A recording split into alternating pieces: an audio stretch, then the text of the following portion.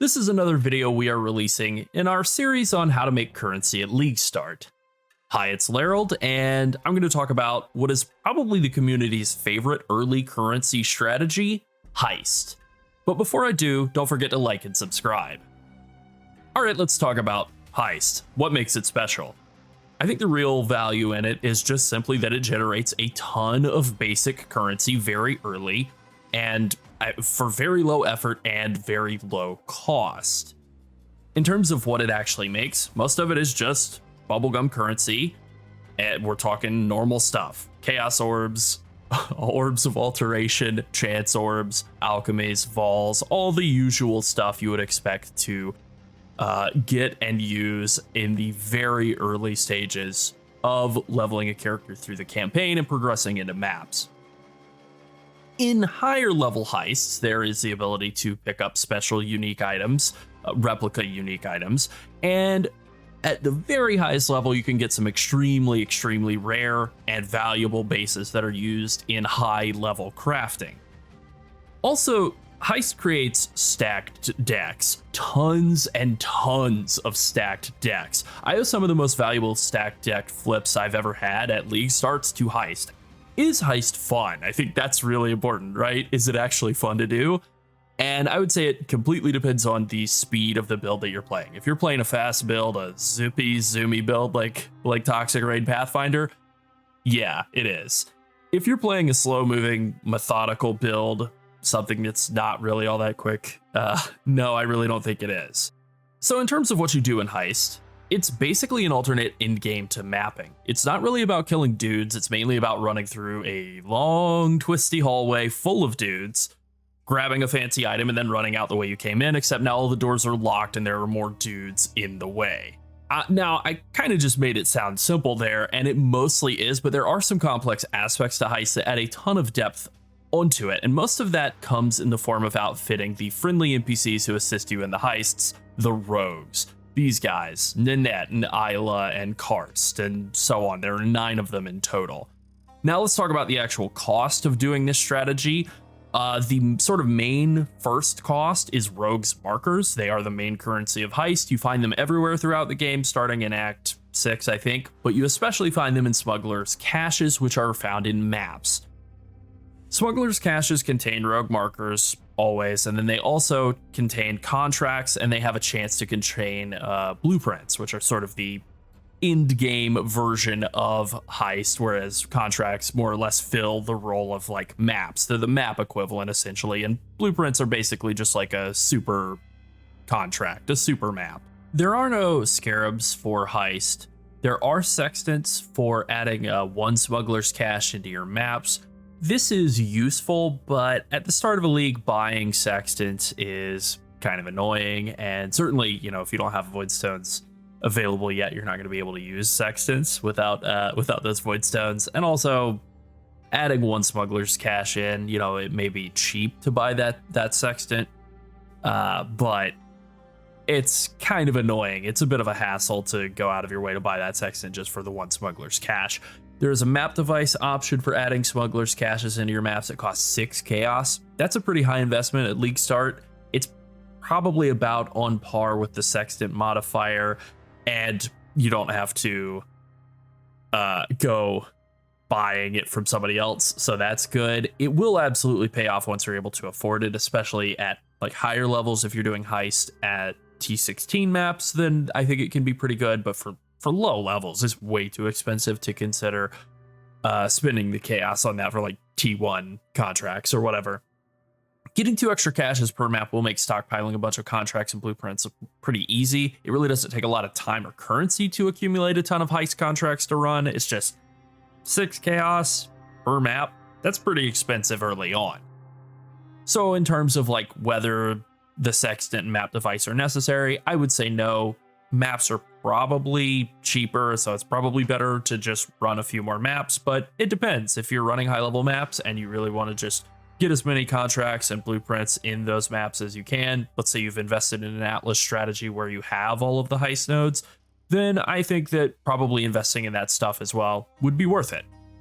Now let's talk about profitability. The main thing that this league does is throw currency at you. It's very profitable, and I think even more than just like making currency in a general sense, the fact that it specifically is giving you currency. You're not having to like get something that's valuable and then trade it to other people to extract actual chaos and divine orbs out of it. It just hits you in the face with like a handful of chaos orbs. That's pretty nice and very, very convenient for like just like eliminating all of the friction that goes into trading. It's very foolproof, and I think that's why it is so beloved by people. Is you don't have to know how to trade to make currency with Heist. In terms of selling what it makes, you can sell some stuff. There are some replica uniques that can be valuable. There are some experimental bases that can be valuable. You can still get stuff that's worth trading out of this, but it's not the main thrust of it as a mechanic. In terms of the time investment, speed is basically the name of the game, so it is definitely a mechanic that works better when you're fast than when you're slow, and it is generally like, it is something that you want to be zipping through all the time. It will pull you away from regular mapping, and that is kind of the biggest downside to it, I think, in an early league start timeline. You are basically having to choose between progressing your Atlas or running Heist to get more currency. So Heist is more profitable, but you're not progressing through the Atlas while you're doing Heist. All right, now let's talk about some of the Atlas nodes for Heist. And I've pulled up a very incomplete basic PoE planner tree where I've just pathed to all of the Heist nodes. So the first set of nodes that you're going to pick up, you can do this just in a strategy where you're not picking up anything else related to Heist at all. You can just take Secret Stash, and that will massively increase your chance of having a Smuggler's Cache between all the small nodes and the big node. 24% increased chance to have a Smuggler's Cache in each map, and I think the default chance is like 8%. So basically, that'll put you around the 30% range of having a Smuggler's Cache in every map, which is really good for sustaining contracts when you're not ready to spend like chaos on the map device to actually guarantee that you have multiple caches in your maps. Dutiful Soldier is a bit of a weird one. So over here, you also just get more chance to add Smuggler's Caches, which is good. Dutiful Soldier will make it so that Huck, one of the rogues, will actually accompany you after you've opened a Smuggler's Cache. He gives you a bunch of buffs. He's actually not very useful within Heist. And so this is kind of an interesting thing that they added with the Atlas system that kind of made basically the odd man out, the worthless guy, into somebody who's actually useful in mapping. In the end, it's not really all that essential either, though. It's not actually adding any like direct profit. It's just making it so that it's easier to clear and like move a little faster. There's this node here where you can basically choose which type of Heist contract you're more likely to get, and Deception is far and away the most valuable of the Heist contracts. Like, one of the main strategies that people will use with adding Heist into their maps is they will take all the nodes that increase their chances of getting Smuggler's Caches. They will take the Dutiful Soldier just to have Huck basically be like a walking domination shrine around them, just making them stronger, and I think giving them increased XP generation, which is good too. And then they will take the finer arts. They'll take all the stuff to add more contracts into maps. They will gather all the deception contracts they possibly can, and then they won't run them. They'll just sell them to people who would like to run them. That is a really, really low effort strategy for adding a bunch of currency. Depending on when you are in the league, deception contracts may be, at the very first day, they might not be even worth a full chaos, but as you get into a league, high level, like item level 83 deception contracts could be several chaos. So if you're able to add just like 20 chaos worth of contracts into a map, and all you have to do to loot that is just click it, that's not really that far off from just adding free money into a map. No Honor Among Thieves, basically, it's a really long tooltip, as you can see, but basically what it does is it just gives you a chance to get more reward out of Smuggler's Caches, and then also gives you a chance to have 6 extra Smuggler's Caches in maps. So every now and then you will just proc like an absolute super map worth of tons of contracts and hopefully some blueprints as well. Casing the Joint makes it so that you have a much higher chance of getting those high value blueprints, and the 10% chance to have them drop fully revealed is really interesting. Fully revealed blueprints, they can save people a lot of currency, and so they can be sold for quite a lot, especially early on in a league. And then finally, Friends in High Places just makes it so that the contracts that you get out of your maps are more rewarding. If you are doing Heist and you're doing it specifically to self-run, then this is a really good node. If you're doing it to sell them off, there are people who will specifically try to target buy precious targets and high value targets. And yeah, okay, maybe this is like, we'll add a little bit to any sort of strategy where you're just farming up contracts to sell them. But generally speaking, I wouldn't really go out of my way to pick up friends in high places for that. In terms of the investment cost of taking Heist in the Atlas tree, I will say it's pretty expensive. Like, obviously there's a lot of travel nodes here, but I've only taken Heist nodes, right? Heist nodes and travel nodes, and I've spent close to 50 points on doing that. When you compare that to, like, I mean, even if we say travel nodes were free, just for the hypothetical, there's 4 nodes for this notable, there's 4 nodes for this notable, there are 3 for this one, 4 nodes for this one, 4 nodes for this one, and 3 or 4 for this one, depending on which side you're coming in from. So, like, it's a very Atlas point expensive strategy. So it makes sense that it's rewarding to actually do. Like, it kind of has to be to justify how expensive it is to spec into it on the Atlas. The pathing is all on the left side, which is fine. That can work out pretty well with some other, like, lower investment strategies like Essence or potentially Beast or Alva. I think that would work really well with Heist. I mean, the thing with Heist is that it's such low effort to pick up all the contracts in a map that it could basically work really well with any other strategy, but certainly ones that involve a lot of speed, like Essences and Beasts and Alva, all work really well with Heist.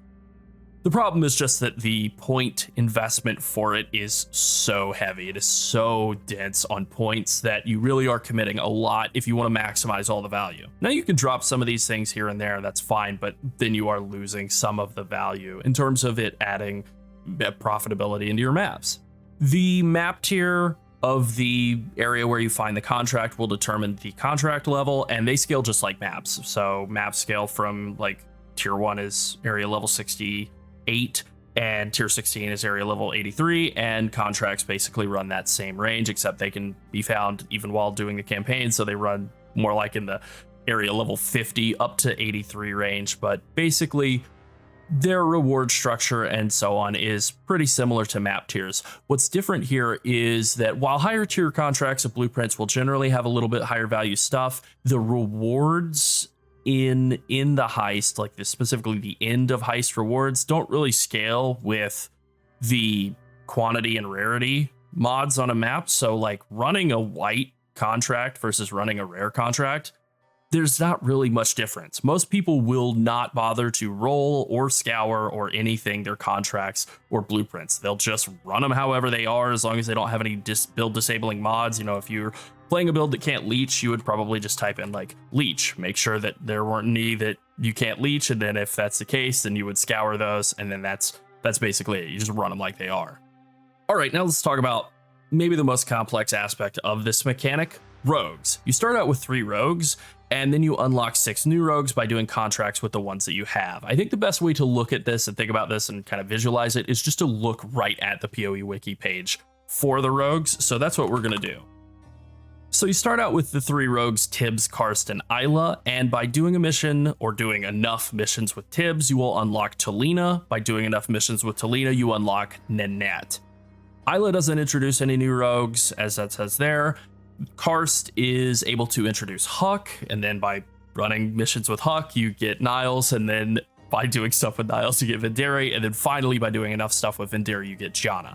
It is not a guaranteed chance. You do have to run missions with them for a little while, potentially, but eventually you will unlock all 9 of the rogues, and that's important for being able to complete all of the contracts, because all of the rogues have different skills. There are 9 different skills, and the way that they basically work inside of a heist contract is you approach a door that's locked, or you approach a chest that's locked, or you approach some sort of trap, and there will be a button. It is keybindable.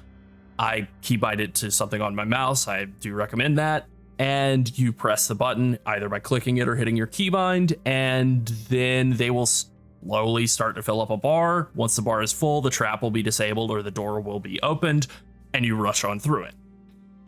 You really don't have to worry about the rogues doing anything other than this. You just run over to where the objective is, click the button or hit your keybind, and they fill up the bar. That's pretty much it, but you do have to keep enemies from hitting them, because if they get hit by enemies, then the bar will get depleted. And there are ways that you can speed up the rate at which they fill up their bar. You can give them more XP just by doing more missions with them. That will cause their XP to go up, and that will make them faster natively. You could also equip them with gear. But in terms of like them being combat allies, you know, pets or whatever, minions, that's not really something you need to worry about at all. All right, so there are some notable rogues. Every rogue has perks. As you can see here, Karst has 40% less raising of alert level from opening reward chests. This is very good. He is one of the best rogues, especially at League Start, for just helping you open a bunch of chests in the heist and get a bunch of random currency from them. Vinderi is also pretty special because he has more raising of alert level. He's basically the opposite of Karst, but he has a pretty decent chance to duplicate the contents of heist chests. So you can open a heist chest and get like, maybe you get a divine out of it. There's a decent chance that he'll just duplicate that. So he can be really good for maximizing rewards. In blueprints, you're able to combine multiple rogues together, and so being able to have the combination of like Karst, who makes it like less alert level from opening a chest, and Vinderi, who increases the alert level but can duplicate. Combining those two together, you can offset the downside of Vinderi and then get all of his upside. Huck is notable in that he sucks, but he is helpful in maps due to the Dutiful Soldier, and then obviously you can see he gives you increased XP gain, and that's pretty good too. Rogues are all able to level up their skills to 5 with the exception of Huck, and that is why he sucks. Is he has a bunch of skills, but he can only take them up to 3, so it just isn't very useful in the heist. Basically, you use them to unlock whichever NPC it is that he helps you find. Let's take a look again. Niles. You use them to help you find Niles, and then you basically never do anything with Huck ever again. Now, because of that, every rogue has one skill that they're able to level up to 5, and level 5 is the max level. So Karst's level 5 skill is lockpicking, Niles' level 5 skill is counter thaumaturgy, and so on. Tibbs's is brute force. Vinderi is a bit of an outlier because he's able to have 2 level 5 professions, and those are demolition and trap disarmament. And the reason he's able to have 2 level 5s is because Huck is a moron. He can only have level 3s, and so yeah, somebody has to be able to double dip to cover up the 9 professions that way. Rogues are also able to wear pieces of equipment that level up their skills. I'll just kind of show that off here. They give them a lot of different bonuses. Potentially they have the sort of quote unquote weapon item, which is technically called gear, which is super confusing. You have to call all their inventory items equipment rather than gear because this one is specifically named gear. This will mostly increase their damage, do stuff to add to their damage, which their damage is bad, so who cares? But it can also do things like grant you auras, like haste aura, purity of elements, or I guess not purity of elements, but like purity of fire, that sort of thing. So that can be useful. Usually you're not relying on your rogue for an aura, though. The main thing is that it can have some bonuses like reducing the travel fee, the hiring fee, that sort of thing. I think pretty much all of the pieces can, and those are good. They cut the cost of doing heist down quite a bit, and then that means that the profit margin is better. The brooches that they wear, their version of an amulet, have items or bonuses like this one right here that says heist chests have a chance to duplicate basic currency. That's really good. The ability to, like, again, if a divine drops, have that turn into 2 divines is really nice. They also have the notable there, or the implicit there, increased rarity of items dropped in heist, and that is how you scale rarity and like basically just the amount of things that you get out of heist chests is through the items that your rogues are wearing and the thief's trinket that you wear. As you can see, I've gotten thief's trinket here that has a chance for regal orbs to drop as divines and rarity of items increased.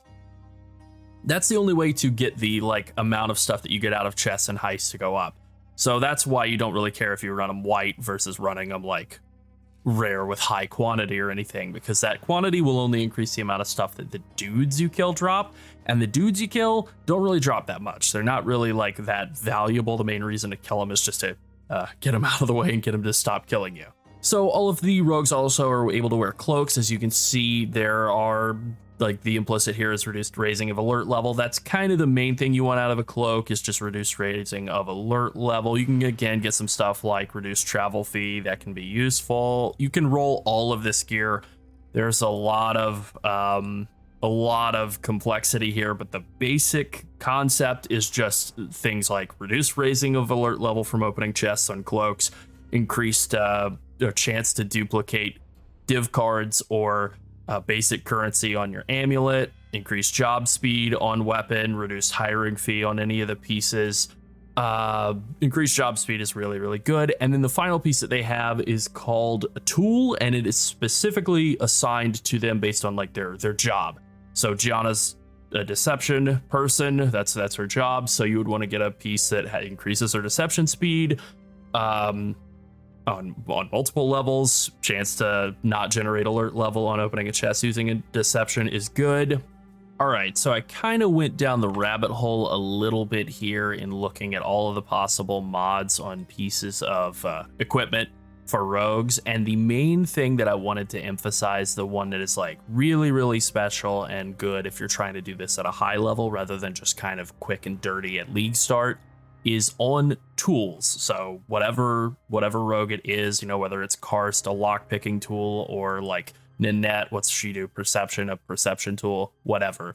The skill that you're looking for, or the thing that you're looking for, is either like +1 to a level of all jobs for heists, or 1 to the level of that specific job. Either of those can both be really, really valuable because it will increase their skill above 5 up to 6 and make them just be stronger at that. I mean, they're faster. They have increased value on their perks, like the 40% less raising of alert level from opening reward chests from Karst. That is based on his lockpicking level. My understanding is if you're able to get that up to 6, then that number actually goes up. I remember this very specifically from having done it in the past. Maybe I'm misremembering. I really didn't put a lot of effort into my heist characters this league, but I'm quite sure that is how it functioned in the past.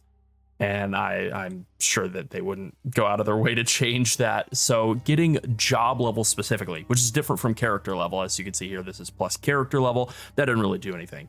But plus job level, that will increase the impact of their perks and also just make them like faster at doing their job, which is good. That's good for efficiency. Okay, now I want to move on to contracts. They are the map equivalent that you run, the thing that you actually do in Heist, at least the main thing that you do in Heist. And the way that you find them is basically just by playing the game. Just like maps, they can kind of drop everywhere. They can drop from all kinds of enemies. They can also drop, in fact, they're guaranteed to drop from smugglers' caches in your maps. So, you know, that is why the various sources of adding extra smugglers' caches guaranteed into your maps is so good, is that you guarantee that you get a contract out of every single one of those. You can also, just at league start, you can come over to Wakano the Barber and buy, I think he has, a stockpile of 10 of these bad boys here, and they cost like an Orb of Alchemy or an Orb of Chance. They only go up to level 67, but that's fine. At the start of a league, you're just trying to like buy all of these and just get yourself like a small amount of chaos and alks and vols and chances from these, and that's pretty much it. In the past, there was a way to like de-level yourself and then level back up by doing these, and every time you would level up, he would reset his inventory. My understanding is that is not, I mean, I know for sure that has been changed. I don't know that there's a way to reset his inventory, maybe like waiting a set amount of time, but either way, you can't just do that, like infinitely stall and do Heist before moving into higher tier maps or into mapping at all. So that's fine, right? You still get 10 contracts out of them. That's still plenty to get yourself kind of set, get your feet under you before getting into maps. Now let's actually like break down what a contract is. It is basically a long twisty hallway where you run to the end, grab a heist target and leave with it.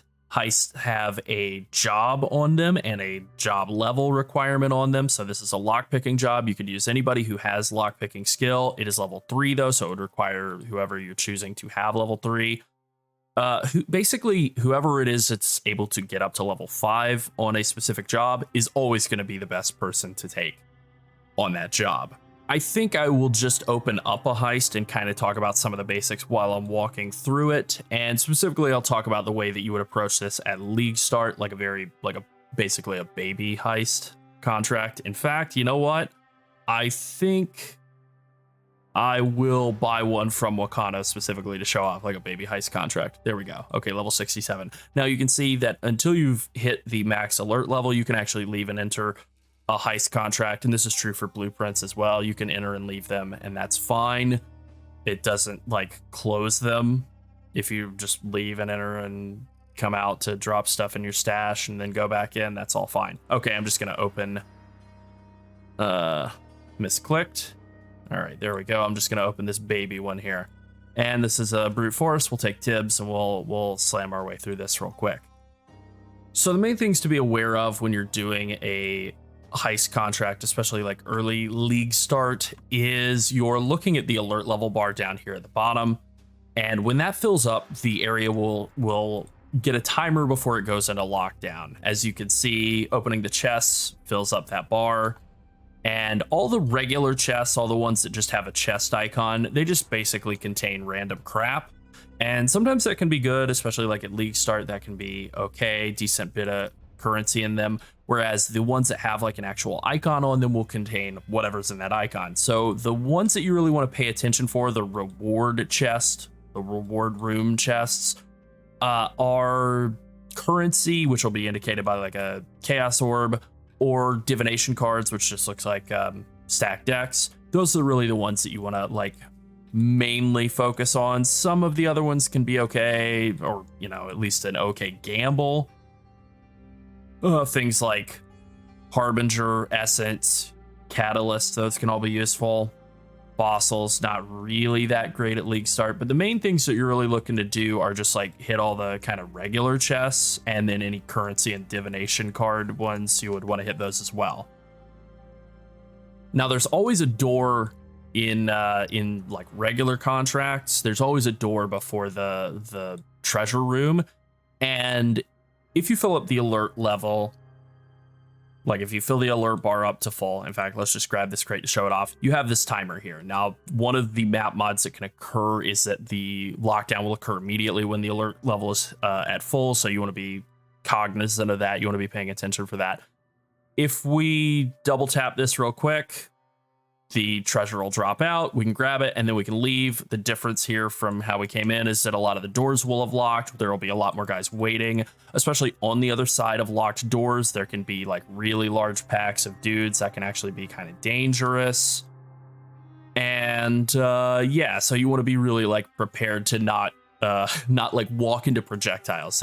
Some of them will really throw out some like pretty nasty big like projectiles, some big orbs of death, and you want to just not let them kill you. Basically, you flee, you leave, and that's pretty much it.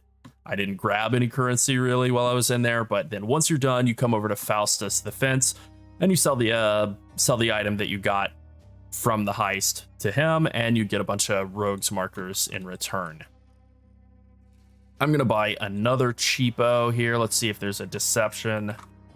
Nope, no deception contracts. Okay, that's fine. I have one on hand, so that'll work.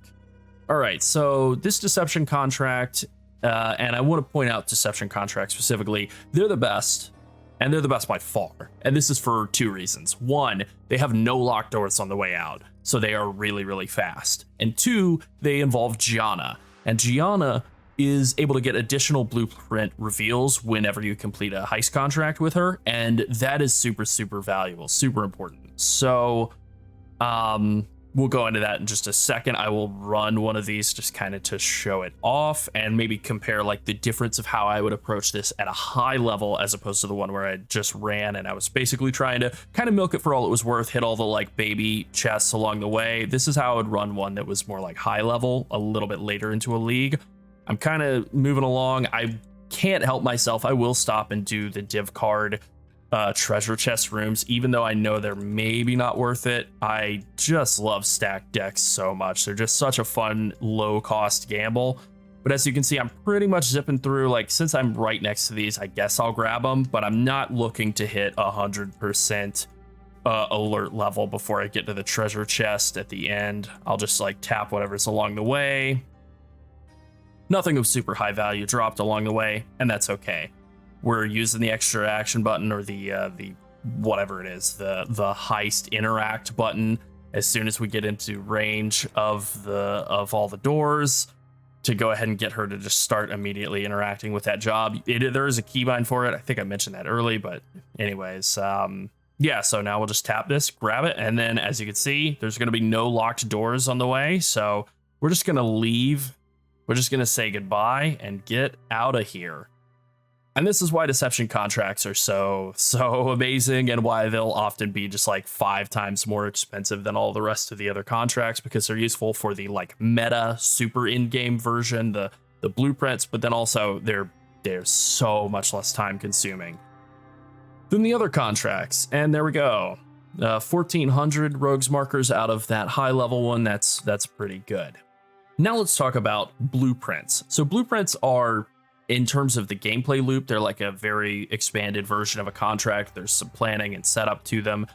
They have multiple wings, which is really what differentiates them from a contract. They are more important to do at higher level, at end game, because a lot of the rewards from them, the end wing rewards, are kind of, they're RNG, right? Like this is definitely more of a crapshoot gamble mechanic than just running contracts, which are like consistently, they'll throw a handful of chaos at you basically every single time. And so you're kind of gambling, you're kind of going for home runs. Sometimes you will just get like currency at the end of a wing of a blueprint. That's fine. But then there are some fancy end of run rewards as well: replica uniques, experimental bases, and thieves trinkets, things like this right here.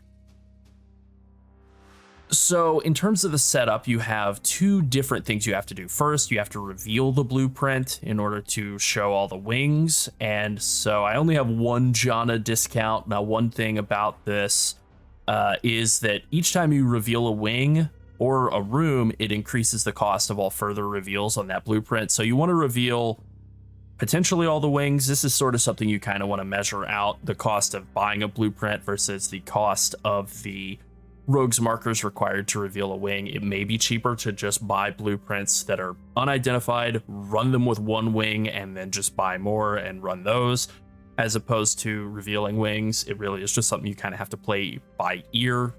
That is something that will change throughout a league. But we're at the end of the league and I don't care about the cost, so I'm going to reveal those first 2 with Wakano just to do it. Normally I wouldn't. You would do only Gianna reveals. You would just reveal the wings, and you wouldn't reveal any of the reward rooms.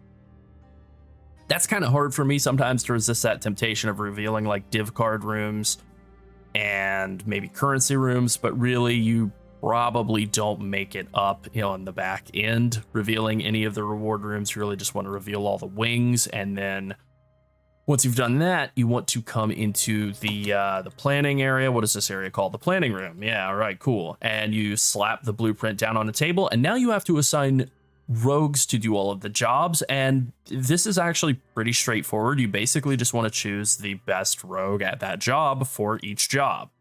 I was hoping I might have one. Okay, so I'll look here for a second and see if I can find one that shows off like the one little conundrum that can occur, and that is when you have trap disarmament and demolition on a single job. That'll basically give you like having Venderi doing 2 roles on the same job, and he's not splitting into 2 people, so you're not getting double benefit out of having him do 2 jobs. So you really want to just like have him do one of the jobs and then have somebody else, either Huck or Tibbs or Isla. If it's not trap disarmament level 5, you would have Venderi do the demolition and you would have Isla do the trap disarmament if it's level 4 or below. If it's level 5 trap disarmament, then you would have Venderi do that, and then as long as it's like level 3 or below on the demolition, you would have Huck or Tibbs handle that. But the important thing is to have at least some other NPC handling the one of the 2 jobs that Venderi would do. And then if both of the jobs that he has to do are both level 5, then that's just kind of a bad blueprint, but you live with it. All right, so let's go ahead and assign all of these rogues to these jobs. And this is pretty straightforward. We're just throwing in Isla, Vendari, and Tibbs into those roles. And let's see, Brute Force, that's Tibbs. Vendari for demo, Isla for engineering, Jana for deception, and Vendari for demo. All right, cool. We have that marked down. We could throw Alks on this to get the quantity up. Again, depending on how expensive they are in a league, we could maybe even take it to the bestiary and use a split beast on it, a Fenimel Plagued Arachnid, and split this into 2 different identified blueprints. But I don't want to do that. I certainly wouldn't do that right now at this point in the league. So let's just go ahead, and I actually don't want to increase the difficulty of this, so I'm just going to run this white, because increasing that quantity and rarity only increases the rewards of the guys that you're killing in the heist. So let's just go ahead and jump right in. One thing I didn't mention in the contract, I think it's fairly well tutorialized in playing through the game, so you probably already know this, but any items that you pick up in a heist, let's see if we can pick one of these up. Okay, this is contraband. As you can see, contraband is dropped if you die or leave a heist in any way other than an extraction point. So like if I logged out, this would be dropped where I am. If I die or disconnect, it would be dropped where I am. But there is a way to save stuff. Like let's say one of these guys dropped, I don't know, a Mirror of Kalandra.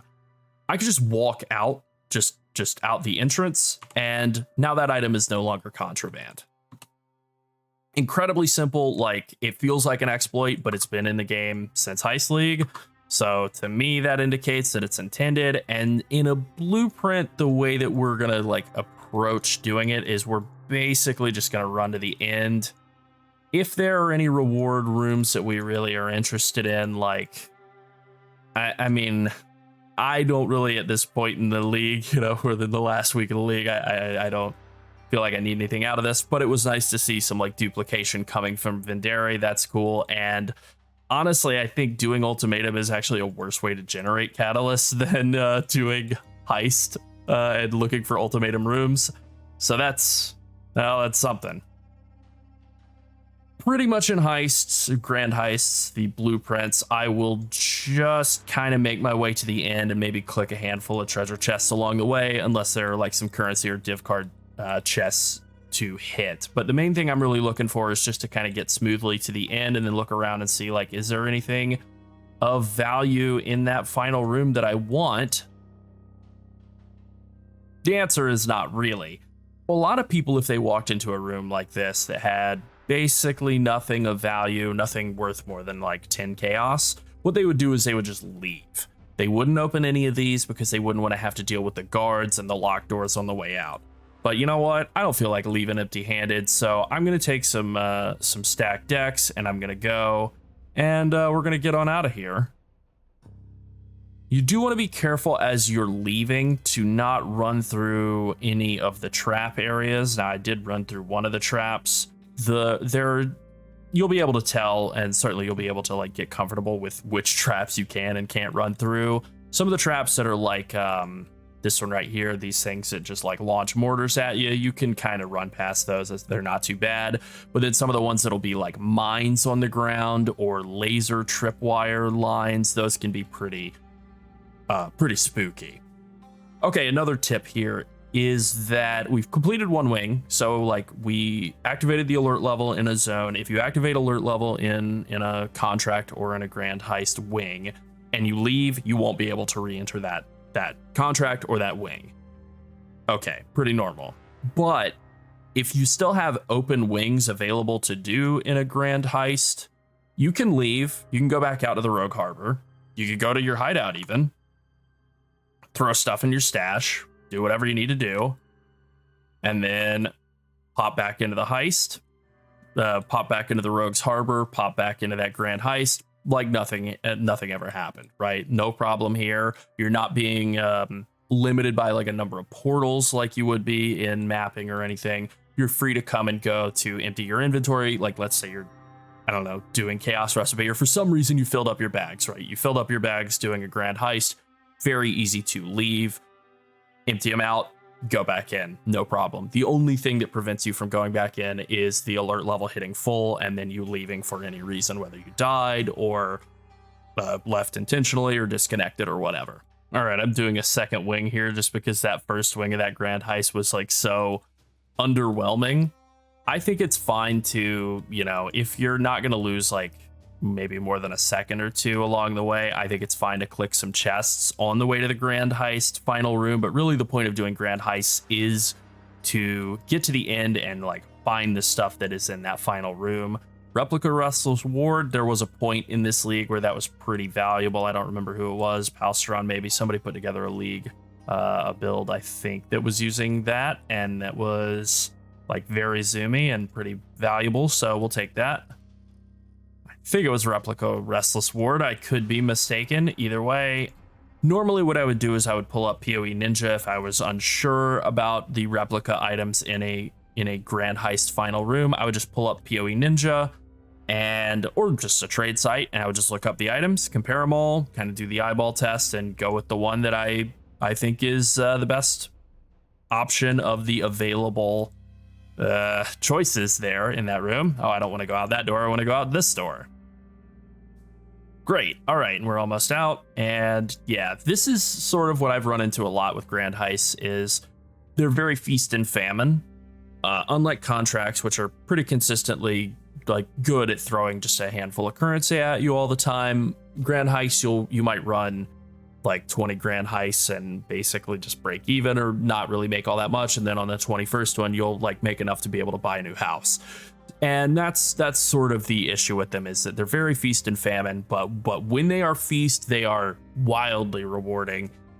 Some of the experimental bases can be worth, I think in this league they were like basically worth a mirror, and that's really good for high level play for people who like the heist gameplay loop, which I have to say I actually do for fast moving builds. I actually do find it fun, even though it's door league. I still kind of enjoy it.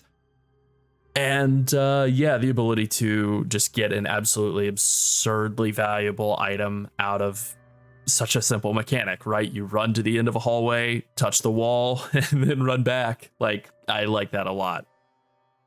It's definitely like the most Path of Exile league mechanic I think they have, because the gameplay loop is that simple. You walk this way, then you walk that way, and somehow you profit. But then all of the setup that goes into it, unlocking the rogues, equipping the rogues, leveling up their skills, unveiling or revealing the wings in the blueprints, assigning rogues and combining them together to do the heists as efficiently as possible, is very complex. So it really kind of shows off their ability to have something that's incredibly simple and also incredibly complex at the same time. All right, one other little thing that I realized I was skipping over that I just kind of wanted to talk about is that in the process of opening up smugglers' caches in your maps, you will get quest contracts and you will get unique contracts, and these function a little differently. Quest contracts are very rewarding, like very, very much so. And it's incredibly well, like it's very handholdy, and I like the storyline of Heist a lot, so I do think it's worth doing all of those Heist contracts.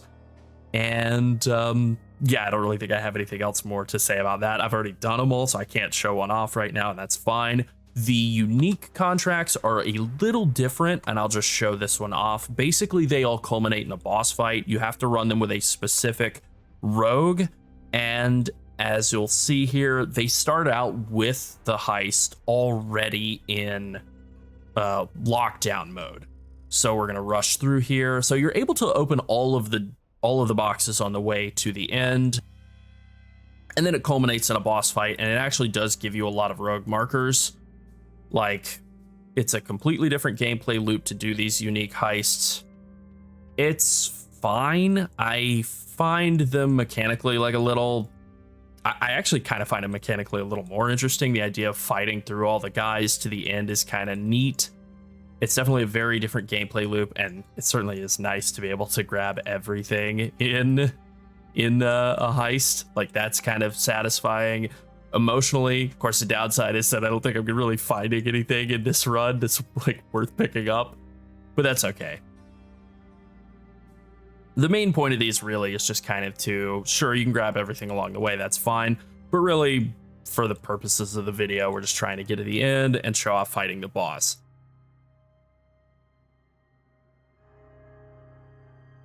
I say that and then I immediately open up a cache. I can't help myself. All right, here we go. We are getting to the final room here, and then we're going to kill this robot.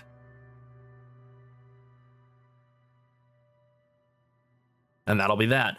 Now, these uniques, or I should say these bosses, will drop unique items. Or at least they have unique items on their loot table. All right, well, we killed that guy. Now we can return to the Rogue Harbour, and we can ID this unique jewel that is worthless. Apex mode. Cool. Yeah, one chaos unique. Very great. And so the thing here is that since I've already done that unique contract, I don't get the one-time reward out of it. But for doing a unique contract, completing it, killing the boss the first time, you're able to go talk to, I think it would be Isla, if I remember correctly, since she was the person who I did the contract with. And you get like a huge reward. You get like 3,000 or 5,000 rogues markers out of doing just that one very zippy contract. The problem with them, of course, is that that is a one-time thing, and so once you've done it the one time, there's not really a huge incentive to redo it unless you want to farm the unique off of the boss at the end of that unique contract. All right, let's finish up with this. Stash tabs. Do you need any stash tabs? Nope, it's free. It's the Heist locker. They just give it to you, and this is the thing that organizes everything for you. And one little tip here is that when you first come into the Rogue Harbour, whatever level you do it at, if you do it during the campaign or if you wait until after the campaign, that's fine. But the first thing you want to do is come over to the Heist locker and tick this little box here so that it is on. This is Heist locker affinity, and it will make it so that if you pull out any rogues markers or any contracts, like if you have any of these, you pick them up while you're doing maps or whatever, you can control click them into your inventory. And as you can see, they go directly into your Heist locker. All right, I think that basically covers it for Heist. I know this was kind of a longer video, but it is a complex and incredibly rewarding mechanic, so it's definitely worth wrapping your head around it. And again, I think at the most basic, you really do just walk down a hallway and grab a bunch of currency along the way, and that is pretty good and simple. Don't forget to like and subscribe, and thanks for watching. I'll see you in the Rogues Harbour. Bye.